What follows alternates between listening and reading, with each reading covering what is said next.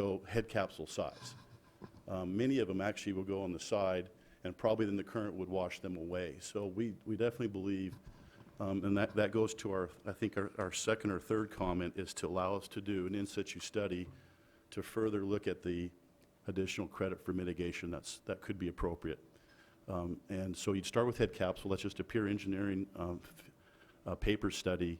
And we go out and actually make sure we have the right representative sample of larvae and collect them through the nets, or through the screens, I should say, and test those with all the abundance of larvae that are in the water column, and see what the further reduction would be with the prohibition of entrainment within the wedge wire screen itself.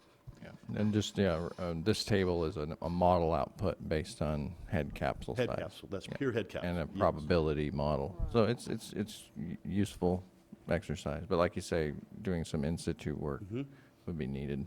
Yeah, and so that's just to give you some idea of just a paper study itself of the head capsule size. Number 3 is the in situ study that we recommended, and there's actual language in the written comments for you to take a look at. We also suggest that you utilize the head capsule size growth tables to determine the number of days entrainable, and apply that to the local CODAR data. I mean, that's the CODAR's the sonic ability to measure movement of the ocean currents, and the rate it moves from point A to point B. It's done very extensively up and down the coast. And then that would be related to the amount of habitat that would be potentially affected by the selection of a slot size itself. So if you have, as we talked about last time, if it takes 10 days for a silver size to grow larger than 1 millimeter just on a pure head capsule size, and habitat is 20 days away, it doesn't, even if that larvae reached it, it would not be entrained, and that should not be accounted for ultimately in the if you will, the repair or the replacement of that habitat specifically to that larvae species. But just, Rich, just so I have it, you're looking for something very specific on being almost able to count everything that gets entrained versus the model that the expert panel suggests. We do both. We start with a model. Okay. The model assumes open pipe, right? Then we apply a screen, which is a further reduction, and then you do in situ study, which is another further. So the first one is a pure empirical. The second one is actually using collecting data to and use head capsule size for the reduction. And then there's one more reduction, which would assume an in situ study that they all don't come in head capsule or perpendicular into the wedge wire. So the first one is empirical, what the scientific body said yes. And the scientific body, I believe, said yes, you would get further reduction with the wedge wire screen. And then the third piece is the in situ study. So 3 steps. Is that, I know it's a lot of scientific jargon, but that's... Well, it's also assumptions about the directional of the little fish heads. Yeah, and the most recent sort of, one, yeah. And it, I mean, there's a lot in the water column that's smaller than that too, so. and we look I'm just at that. wondering if I mean, we have to look at all this carefully if you're cutting it too fine, as opposed to adding in a measure of conservatism, and that's what we have to look at. And trying to make it sort of clear. Yeah. That's that mix between flexibility and clarity that we're... What would be incumbent on an entity to actually do the in situ would be their choice. That's the flexibility part. Yeah, if you're willing to spend the investment to do that, that makes a lot of sense, and it's statistically valid. We'd have to have a QA/QC protocol with that. And that goes in the 5th comment. It has to go with the habitat calculation, and the recommendation is to allow a project proponent to propose a habitat credit for different habitat production types in the project's local area. This was occurred with the Poseidon project, where some habitats clearly are more productive than others. And then the 6th recommendation is to provide a sample calculation for the industry guidance and comments. This has to do with the ETM area production foregone calculation. I think staff had intended to probably include it, and I believe they're probably intended to include it, that we could take a look at. I think that's important to us. And then the final one, this is the flexibility, is to allow a project opponent to hire a resource economist to determine the dollars per acre foot value and submit that for the impacted area, and submit that for review In this case, it'd probably be the local regional board when we're obtaining our permit. And these are all things you want us to specify. Allow for flexibility. And it's all contained in here. We have all the linear graphs for you, the photos of the wedge wires, the ratio of the length to the head capsule in here. And we have more information if you'd like as well. We didn't want to overwhelm you too much, but Right. Right. And we do need to move on, but ask questions. Uh, 'Cause we Have won't you, read did all you that. look ever at this horizontal directional intake drilling that's being done in Spain? Was that ever something you considered? when we first did our assessment as to intake structures, we did look at 10 different options. And I'll have to go back and look at that memo, that technical memorandum. I know that we took a look at conceptually wells and subsurface intakes. And it appears that we've received a grant to do a kind of a paper study on intakes, subsurface intakes that we'll be commissioning here fairly soon as well. Thank you for your time. Appreciate that. All right. Sean Haggerty from City of Santa Barbara. There you are. Thank you, Chair, members of the board. Sean Haggerty, partner at Best and Krieger, here on behalf of the City of Santa Barbara. Thank you for the opportunity to address you today, and I appreciate staff's noting our concerns as one of the key issues that needs to be addressed. Yesterday, we submitted a detailed comment letter. We also provided a good deal of background material related to the various studies that have been done over the years on our facility that was submitted this morning. We participated in the workshop, and we took advantage of the one-on-one meetings with staff, and we really appreciate that. And we will continue to work with state board staff and regional board staff on these issues. Our position, as we've articulated in the comment letter, is very straightforward. We have a facility. We think it's an existing facility. We think that treating it as an existing facility is supported by the facts and the law. It's treated as an existing facility in the staff report on pages 13 through 15, and we're just asking that it be treated as an existing facility in the decel amendments themselves. Our facts and legal support for this position are really set forth in our comment letter. I just want to highlight two issues today. One is the question whether our facility represented the best available site design, technology, and mitigation feasible at the time of permitting and construction. And remember, it was initially built in operational in 92, and then was made to a permanent facility in 96 under coastal permit. So the question is, did it meet those requirements at the time? We question the applicability of this code section to our facility. Our comment letter explains the rationale for that. If you look back at the history, which is a detailed public process, the regional board didn't raise this code section, the Coastal Commission didn't raise this code section, wasn't raised by stakeholders or anyone. So it seems to us, looking back, that no one thought that this code section applied. But had it been applied at the time, as is the appropriate way to apply it, we think that the facts support the findings that needed to be made. Let me just highlight a couple points. The 1991 and 1994 EIRs for the facility looked at 8 different alternative sites in addition to the project itself. The documents looked at alternative technology, including the use of subsurface wells versus the screened intakes that were ultimately installed. It did study the impacts of on marine life due to impingement and entrainment, and ultimately concluded that those impacts were less than significant. The facility has been subject to an MPDS permit since 1991.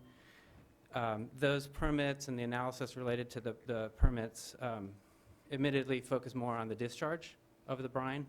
But the 1991 permit does specifically refer to and rely on the 1991 EIR that went through the analysis that I just discussed and found that there were no water quality impacts associated with the permit, and also that the permit issuance was consistent with the ocean plan at the time. The coastal permit for the site has existed since 1991. That permit, particularly the 1996 permit for the permanent facility, did address impingement and entrainment, and concluded that the design and technology for the facility addressed impingement and entrainment. It also found that I'm just going to try and hurry you up. 'Cause Sure. I'm sure this is all written and we are going to look at it and Okay. make our legal judgment. Let me just jump to the one last point that I want to make then. There's a lot of planning and investment that have gone into this facility, and we lay that out, so I won't go over all the detail. But essentially, 20-plus years of planning and millions of dollars have been invested in this facility to be used for exactly this time, the crisis that we're in right now. And so we believe that the appropriate way to apply the amendments to this facility is to treat it as an existing facility. It's part of the city's long-term plan, the significant investment, and we really need it and want to move forward with using it for this purpose. Thank you. Thank you. Yep. Thanks for all the time you've spent with us, too. All right, Shane Beck, MBC Applied Environmental Sciences.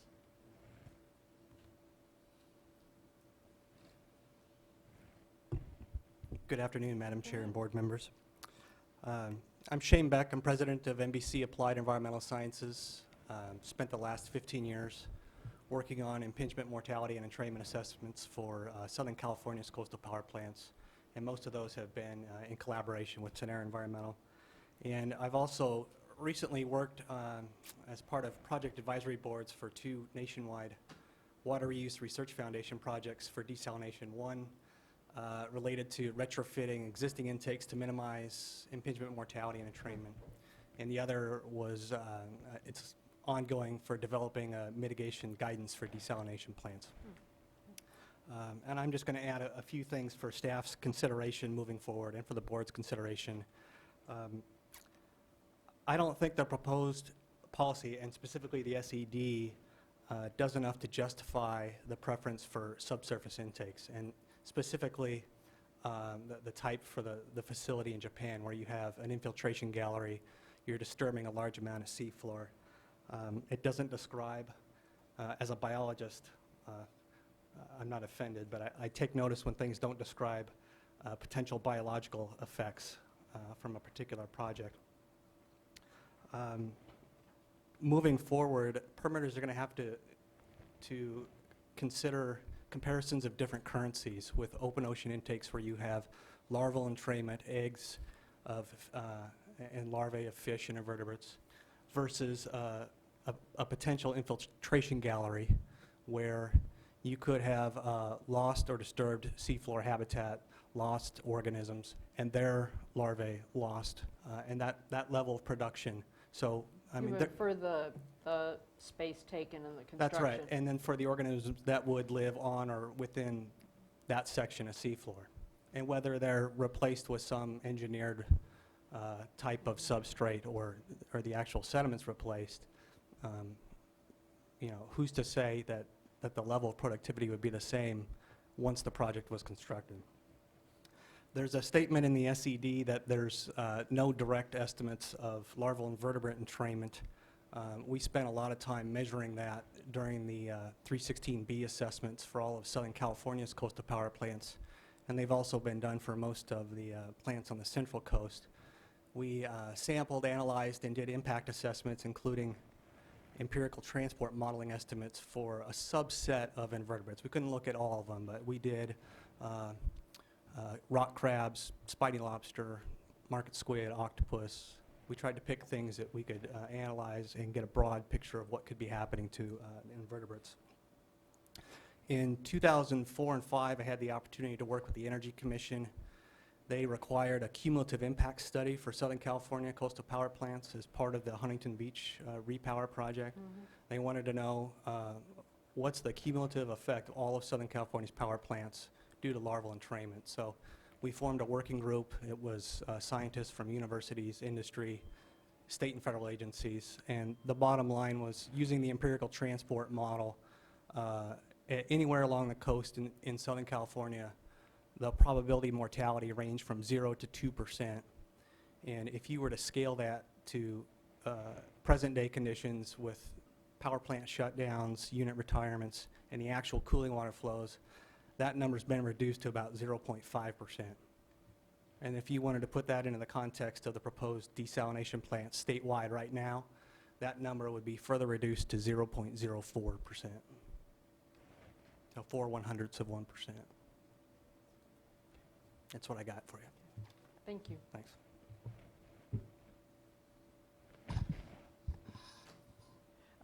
Warren, I always get tights, thank you, Metropolitan Water District of Southern California. Apologies. No worries.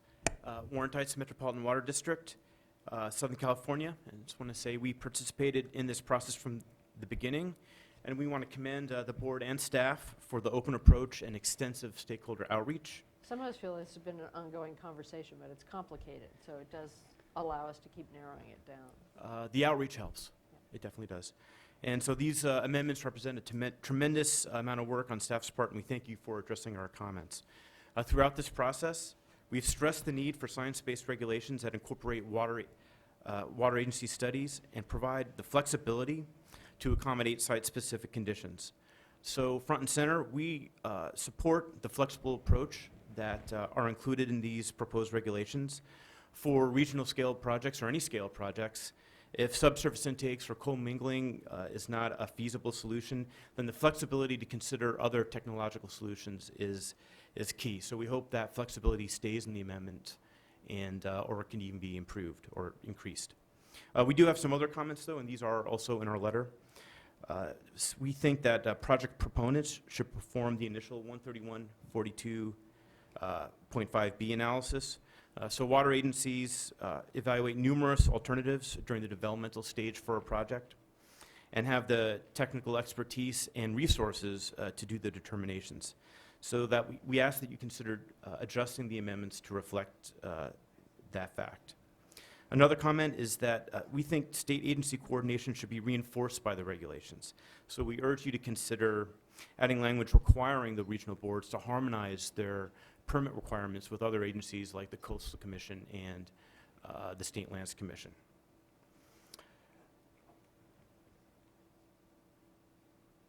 I guess another comment here is that project size is not a factor that's listed in 131.42.5b determinations, yet it's included under site evaluations in the proposed regulations. We think that regional need determination really doesn't belong in the ocean plan. It's something that water agencies do. We do it all the time. It's our specialty. And we kind of request this provision be either removed or amended from the regulations. And related to that, I was here for the August 6th workshop, and it was suggested that growth is used to justify water projects, and water projects are used to justify growth. I just want to provide some clarification on that. In Southern California, water agencies will typically base their resource plans on demographic projections that are produced by cities, counties, and councils of governments. Metropolitan, for instance, we tie our resource plans to growth projections from the Southern California Association of Governments and the San Diego Association of Governments, SCAG and SANDAG. And SCAG and SANDAG use demographic models that take into account births, deaths, immigration, outmigration, the economy, and land use. Furthermore, by law, they're required to add growth by the state through periodic regional housing needs assessments. So these are the projections that we base our water plans are, and we don't think that there's the circular loop that was discussed at the last meeting. So those are discussed in our letter. I'll wrap it up here now. We applaud the board and the staff for finding amendments that balance the protection of the marine environment with the critical need for safe and reliable desalination supplies. Thank you for the opportunity to comment today and throughout this long process. Great, thank you for joining us. Next, Patrick Chen from the South Coast Water District. Oh, Patricia Chen, there you are. I know who you are. Sorry about that. I have No the problem. wrong glasses on, so I'm going to plead that. No problem. Good afternoon. My name is Patricia Chen, and I'm here on behalf of South Coast Water District. First of all, we wanted to thank staff for their outstanding outreach efforts We truly appreciate their remarkable accessibility and willingness to listen to our issues. We have previously submitted comments and have actively participated in the Ocean Plan amendment process because we have 2 projects that will be impacted. I know we've gone over this, and I'm just repeating. The district is the owner and operator of a brackish groundwater facility, which by year's end will produce approximately 20% of the district's supply of potable water. And the district is also a participating member of the Doheny Ocean Desal Project, which is currently underway in Dana Point.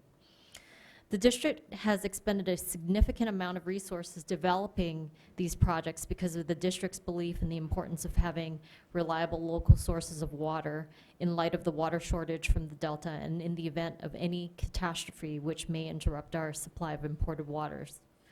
With respect to the GRF as well as the Doheny project, we strongly believe that brine discharge should be allowed to be commingled with treated wastewater as long as there is no significant impact on water quality or beneficial uses at the outfall. We have previously commented on the draft amendment we have previously commented at the August 6 workshop that the draft amendments failed to address the issue of brine from brackish groundwater desal facilities. We met with staff yesterday, and we think we're making progress towards finding a solution. We believe that the Ocean Plan amendments are the appropriate regulation to address brine discharge from brackish groundwater facilities pursuant to SB 607. We have proposed some language to modify the amendments, including language clarifying that the Table A, now Table 2 standards may apply at the outfall rather than at the facility where brackish groundwater commingle, where a brackish groundwater facility commingles its brine discharge with treated wastewater.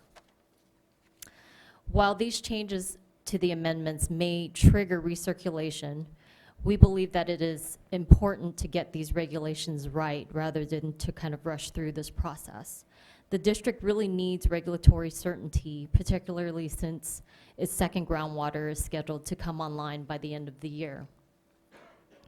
Can I ask a quick question? I know you've been working closely with staff, and we'll look at this carefully, and there are different schools of thought on this, but don't you have to measure other things at the point at which your brine, I mean, it's not all just about salt. Yes. Speaking of somebody who used to run a wastewater system, I sure as heck would want to know the measurements of everything going into my facility. That's where I'm having a little bit of a issue. Well, there's one thing in terms of compliance with what you're actually, the water's going into, but there is an impact on somebody else's permit potentially, maybe not for salt, but for other things. So help me understand why you want it, why this is so important to you to do in the Ocean Plan versus some other fix. Well, we just thought the Ocean Plan is most appropriate because that's where brine discharges are being handled, and that's kind of the direction that we've been given actually by the state board. We went through a protracted litigation process on this, and as part, the state board denied our appeal, and in the denial of the appeal, they said, we're going to deal with this in the Ocean Plan amendments. Right. So it wasn't our idea, but it was kind of the solution that was given to us, and so that's why we're going in this direction. Now, as far as at the facility, we would still be monitoring. The issue is just point of compliance, and we just want flexibility in order to decide if that is the best method under the site-specific circumstances for compliance. And we know that this is, it's a unique issue, but we aren't the only ones who have this potential issue. City of Oceanside also has the same issue. Okay. So one of the other issues that was raised during the workshop was the appropriateness of using treated wastewater, which may be suitable for recycling for commingling with brine discharge.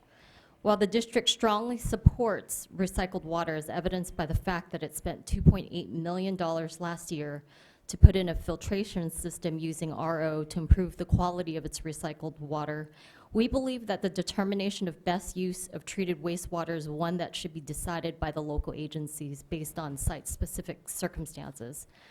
We simply don't want language in the ocean plan that imposes a blanket prohibition on the use of treated wastewater for commingling brine discharge where the wastewater is suitable for recycling. As recognized by staff in many cases, using treated wastewater for commingling may well be the best option. We propose that the board strike the prohibitive language and rely on the language that allows a regional board to condition the permit on the availability of wastewater pursuant to section L2A5. Let me see. Oh. With you- respect to the, I'm can sorry, you- one last That's fine, comment. I'm just letting you know to wrap. You may not Okay, have to. with respect to the SED, we believe that to the extent the new ocean plan amendments impose significant limitations on project development, the SED must analyze the environmental impacts from continuing reliance on water supply sources that are in short or diminishing supply or other alternative sources. Moreover, vetting the technical and economic aspects of complying with this more restrictive regulatory approach is required pursuant to Title 27, California Code of Regulations, Section 3777C. Neither of these analyses are included in the draft SED. Thank you. Thank you. I don't have a question for you, I'm sorry, but I do for Marley or for Michael. The issue of recirculation, I assume it's a little bit subjective. There's been a large, a significant amount of new information going in that was not covered, I assume, in the SED. Is that correct, or? Well, in the context of what Ms. Chen is discussing, it's actually an issue of whether or not the project as proposed, in other words, the ocean plan amendments, embraced this particular type of facility. And I think that's the issue. Mr. Bishop and other staff had a meeting with representatives the other day, and I think that's the issue we want to look at closely, and that's a little bit more of a black and white issue. Okay, thank you. All right, Mr. Chris Garrett, Latham and Watkins Poseidon, followed by a whole host of folks who are clipped together, starting with Connor Everts. And I'll read the list when we get to that. Just wanted to let you guys know that that hassle was coming up. I'll try to keep this very short. I'm Chris Garrett. I'm with Latham & Watkins. I'm a lawyer for Poseidon. I want to ask three things. First of all, we just finished one of 6 lawsuits over the Carlsbad Plan a year and a half ago, the Surfrider case, which set forth all the principles that regional boards are supposed to consider in making 13142.5B determinations. I've talked to your counsel and brought up here a copy of the administrative record the Attorney General put together for that determination. I think your SED and your process will be strengthened by having that record in your administrative record here in case there are challenges. So I hope you'll consider that. That's request number 1. Request number 2, we would like you to add a definition of feasible to the regulations. We obviously think the definition of feasible under CEQA, which was also the definition that the regional board used in the Surfrider case, which was defended by the Attorney General and which was upheld by the Court of Appeal, is the right definition to use, which is also the definition that's used under the Coastal Act. And there was a really recent case called the Spraldev case, which said that they would use the definition of feasible for determinations about alternatives and mitigation for Bay Area projects along San Francisco Bay. So that's a good definition. We hope you add it. And as your staff has reported, that's an issue the number of stakeholders have asked for. The alternative definition that was flashed up on the screen, which was supposedly from the once through cooling policy, I submit that that was really not a determination by the board, that you didn't have to look at cost issues as part of making your determinations under once through cooling. There is, in fact, a legal memo from your counsel, Mr. Laufer, that's cited in my letter from 2009. It's in footnote 2 of my letter, which said that, in fact, the board should be considering cost considerations or economic considerations in making these decisions. And so I think if you did that, if you went ahead and said, we're not going to look at cost in determining intakes and outfalls, you run into the problem that the representative from Metropolitan talked about, which is you suddenly then said, we don't really care whether or not we make desalination economically infeasible. And then I think you're really responsible for looking at all the sources of water here and saying, you know, should we be making desalination infeasible and taking that off the plate, because that's one water source, you know, it's a limited number of sources that are here, and maybe those folks from, you know, that were concerned about Klamath would want desalination added if you could look at the full range of how you're impacting the total state water supply. And for whatever reason, your SED did not purport to do that.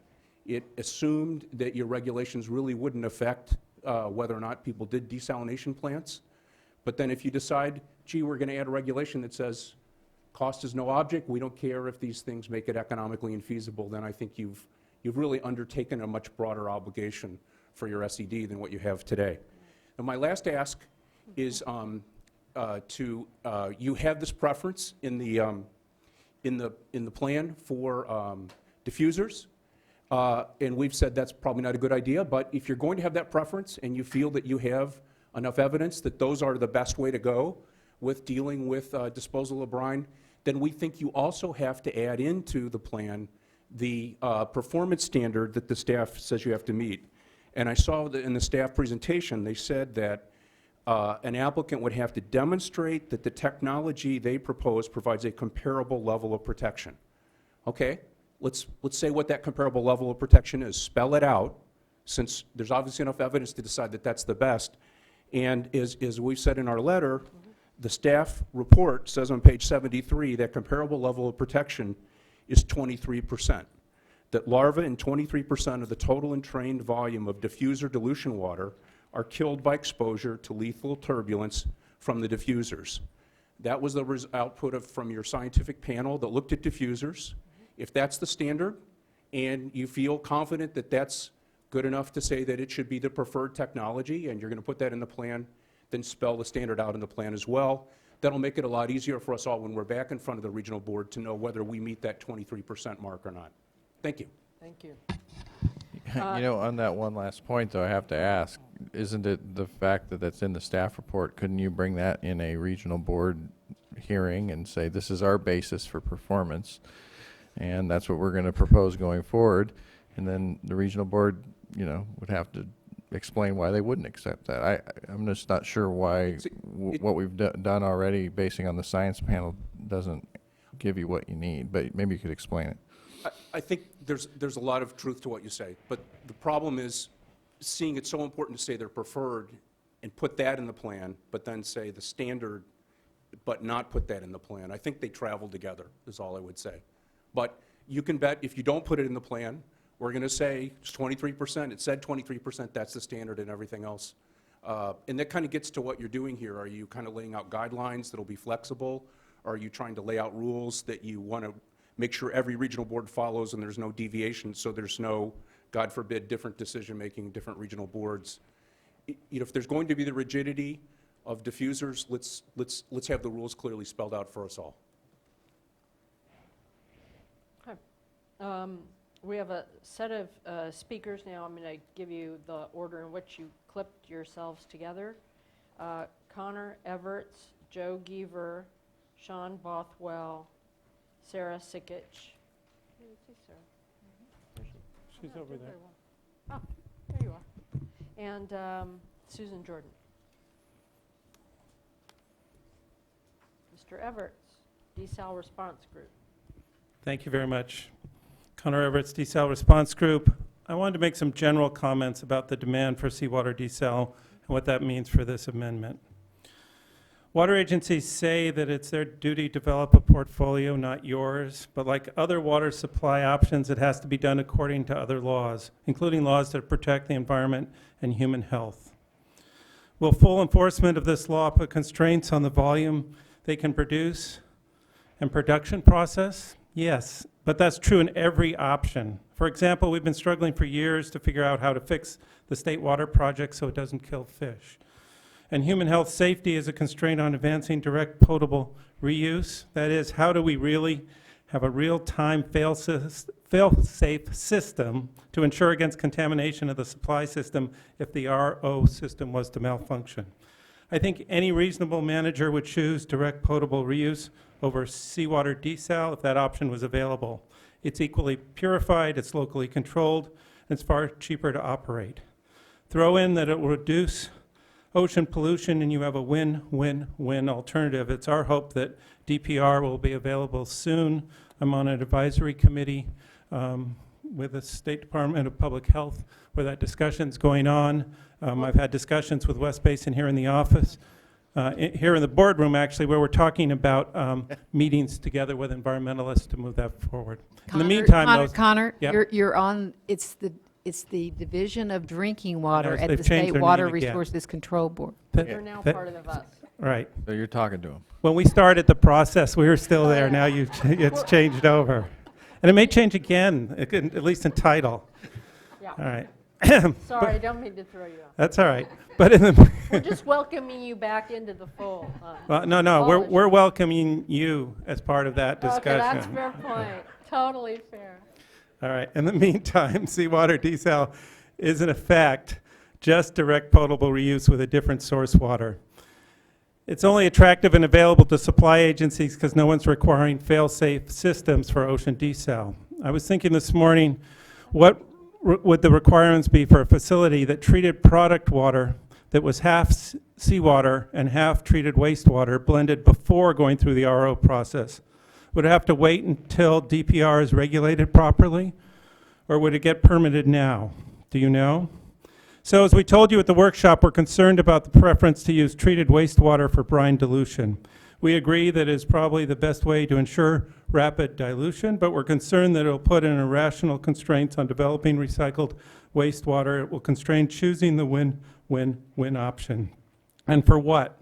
So we can pump water out of the ocean, kill a bunch of fish, waste a lot of energy just to mix it with the same amount of fresh water so we can then safely discharge it again back into the ocean. Then that'll start the cycle all over again. It's hard to imagine that an argument for this rational idea. It's clear that we're only resorting to this option because DPR is not allowed yet, even though the concerns of contamination are similar.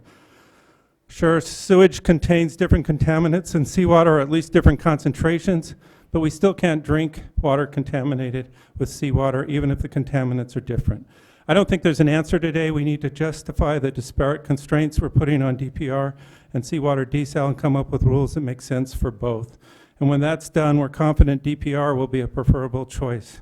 But if this rule allows desal plants to use wastewater discharge for seawater desalination dilution, we have taken the win-win-win option off the table. All we're asking is ensure that that doesn't happen, despite local water agencies complaining that you're limiting their authority to develop water supplies. You're not doing that. You're enforcing your authority, the Clean Water Act in Port of Cologne, and your new authority under the Safe Drinking Water Act.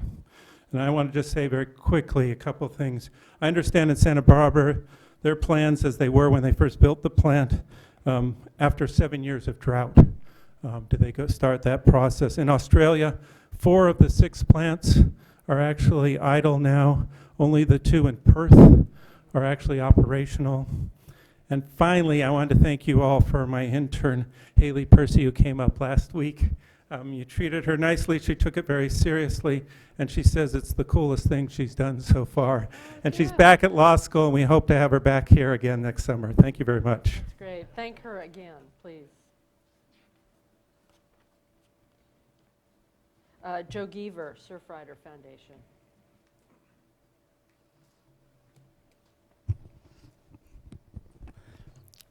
Thank you. My name's Joe Geaver. I represent the Surfrider Foundation. Before I start my comments, I wanted to really thank you guys about the discussion earlier about stormwater and green infrastructure and integrated water management. We've been working really hard on this stuff. Think it is our future, and that we need to start developing our future now. So I'm really heartened by that whole discussion and that we're moving in that direction. Thanks. So about this desal amendment, I think it's important to remember that we're talking about regulating facilities that haven't been built yet before we create any reliance on that product water. And with the exception of Carlsbad and Santa Barbara, which I would characterize as kind of in this gray area, We're talking about the future of our coast and ocean and how we're going to plan and build these facilities to protect those resources. Nobody's relying on that water yet. And with the exception of Monterey, nobody's under any deadline to put that water in a supply portfolio. And fortunately, Cal-Am Monterey is taking the right approach, and regional board permits are probably the last of their concerns. So within that context, we think the board needs to draft substantive regulations that fully protect the environment and a process guidance to ensure against ambiguity, inconsistency, and less than the best in implementation. These are principles that run through most of the comments in our letter. But in summary, we agree with the intent of the draft. We just see the risk of ending up with a fleet of desal facilities that are not properly planned and built and can't be modified to meet the standards once they're built. So for example, we agree that the intake factors in the water code need to be read in combination, but it's important to clearly state what the goal is and how you achieve that goal. So we recommend setting performance standards and a clear process for ensuring the performance standards is met. The process of combining the factors shouldn't result in undermining the clear intent of the law. So to be clear, we don't think the goal and a reasonable process precludes using screens. But this conversation kind of feels like deja vu all over again. We did this with the OTC policy. We looked at screens, nothing has changed, so the policy should be the same. Screens they must be combined with other measures to ensure they meet the performance standard. And once that suite of measures is put together, it has to be closely monitored to make sure it does meet the performance standards. If it falls short, the permit's reopened, the alternatives are reanalyzed, and modifications are made. And the principles we recommend apply to the discharge too. We agree that the standard is set by the performance of properly sited and designed diffusers. And we agree that wastewater is an acceptable alternative for meeting the performance standard. But a regional board shouldn't issue future permits on a site-specific determination. If a diffuser may cause site-specific harm, or the best technology for the intakes is not feasible, it's clearly not the best site. Look, I'll give you an example. I just thought about this on the way up this morning. Industry is recommending quote-unquote site-specific technology standard. That arguably combines two of the factors, right? And what you end up with is screened intakes at any old site on the coast. So what we're effectively arguing, and I just made this up this morning, is a tech-specific site alternative, right? Same thing, we're combining the factors, but at the end of the day, what you end up with is subsurface galleries up and down the coast. Which one of those meets the intent of this law better? How are you going to combine these factors to make sure the intent is met? So we've been engaged in these planning and permitting process since the turn of the century. Nobody's more anxious to have this done, but it's important to carefully deliberate and ensure the amendment fully enforces the law. We already have examples of how it can be done right and how it can be done wrong. We think Carlsbad and Santa Barbara have to be modified, but even then, these are not the template for future facilities, neither in substance nor in process. We've learned a lot over the last 15 years, and that experience can help guide the future of seawater desalination. We look forward to working with you to put our experience to good use. Thank you. Thank you very much, Mr. Geber. Thoughtful. Sean Bothwell, California Coastkeeper Alliance. Good afternoon. My name is Sean Bothwell. I am the staff attorney for the California Coastkeeper Alliance, which represents 12 California waterkeepers statewide. I provided everyone, hopefully, the handout, and if you didn't get it electronically, I think we had a couple extra copies. But I'm basically going to try to run through a few of them. This is kind of our top 10 issues that is out of the letter, which is fairly long, so I wanted to break it down into some easily digestible sections for everyone. I wanted to start with this idea of providing guidance for combining the elements. And we discussed this at the August 6th workshop. But we basically have two specific asks here. And the first one is to just provide guidance in the SED of how regional boards really need to combine each one of the elements together once they figure out the best for each one. The other ask is in the policy itself, just to be explicit that when you're combining them, you're combining all the elements, and collectively it results in the best combination to minimize mortality and marine life. I think as the way it's written right now, it just talks about the best combination, and then it goes on. And it needs to be the best combination that minimizes mortality and marine life. Quickly going on to number 2. As we talked about before, we really think it's important that this idea of best available be in the policy. And the policy does start off well. It has this overarching section about how the regional board will do the analysis. But then, unfortunately, the term best available stops, and it's not put through to each one of the elements under each one of the analyses. And so you'll see in the language we provide, it's fairly simple, straightforward, asking you to distribute that idea of best available site, best available design, best available technology throughout each one of the sections. And from talking with staff, we believe that's the intent, but we would like that to be clear there for regional boards to realize you're looking at the best available for each one of those, not just the criteria that's under there, because when I started looking at it, I got lost with that rather than thinking this still needs to be best available technology. All right, jumping to the main issues. When we talked before, I discussed this idea that the subsurface intakes need to specifically say best available technology, that right now it's preferred technology. And then there were some questions afterwards specific to Mr. Bishop about what's the difference between galleries and wells. When you heard the comment by one of the previous speakers that galleries provide a lot of disturbance on their own. That's right. So it'd be interesting to address. And that's actually my point, is we would recommend that galleries be the best available technology, and I'll tell you why. If you look at the once-through cooling policy, the board had the option of either wet cooling towers or dry cooling towers. That was kind of what they were debating between. And you had a study to narrow one out and looked at the feasibility of the wet cooling towers throughout the coast, and they found that 12 out of the 15 sites could adopt wet cooling towers. There was a lot more flexibility, and the board thought that flexibility was appropriate. It still gave you equivalent standard. It gave you just about as much protection, but it provided a little flexibility for permittees to come up with another technology. They basically had to meet that 93%. We think the same thing is happening here. The galleries provide a lot more flexibility to do it throughout the state. It's not 100% zero mortality, but it's close. It's substantially similar to the performance standard of wells. And so we believe that certainly anyone can continue to do wells because that's a higher performance standard, but the performance standard for best available technology we believe should be galleries.